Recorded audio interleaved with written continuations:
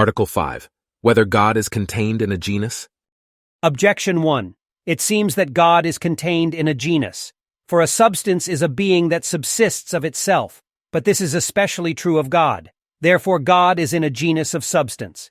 Objection 2. Further, nothing can be measured save by something of its own genus, as length is measured by length and numbers by number.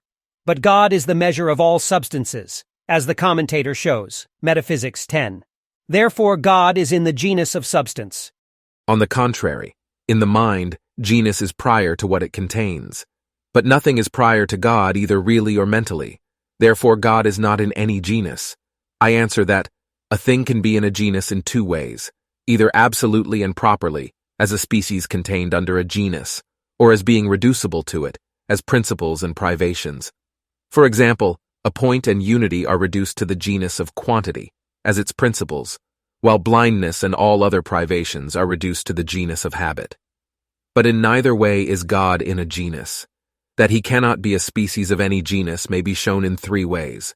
First, because a species is constituted of genus and difference. Now that from which the difference constituting the species is derived is always related to that from which the genus is derived, as actuality is related to potentiality.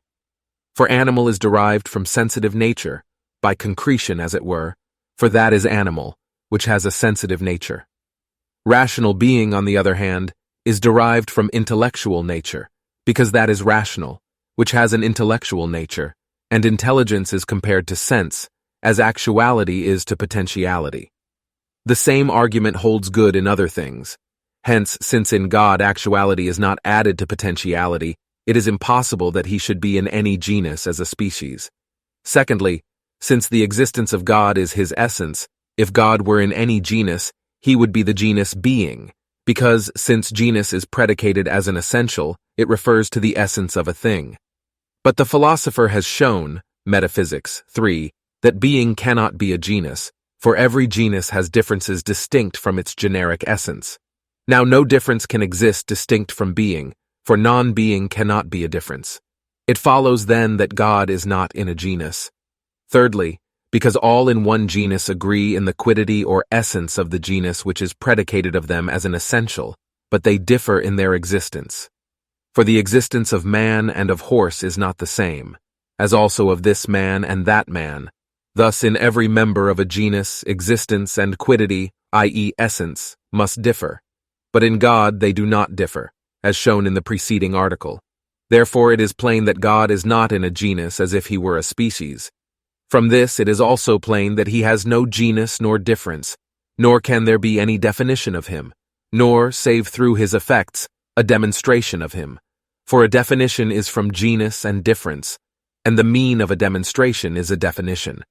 That God is not in a genus, as reducible to it as its principle, is clear from this, that a principle reducible to any genus does not extend beyond that genus, as a point is the principle of continuous quantity alone, and unity of discontinuous quantity.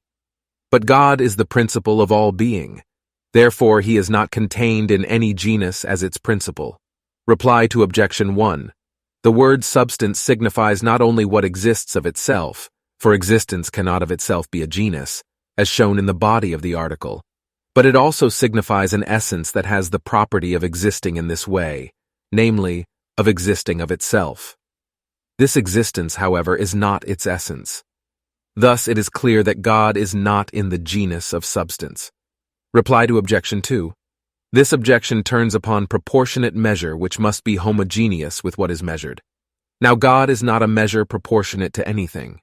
Still, he is called the measure of all things, in the sense that everything has being only according as it resembles him.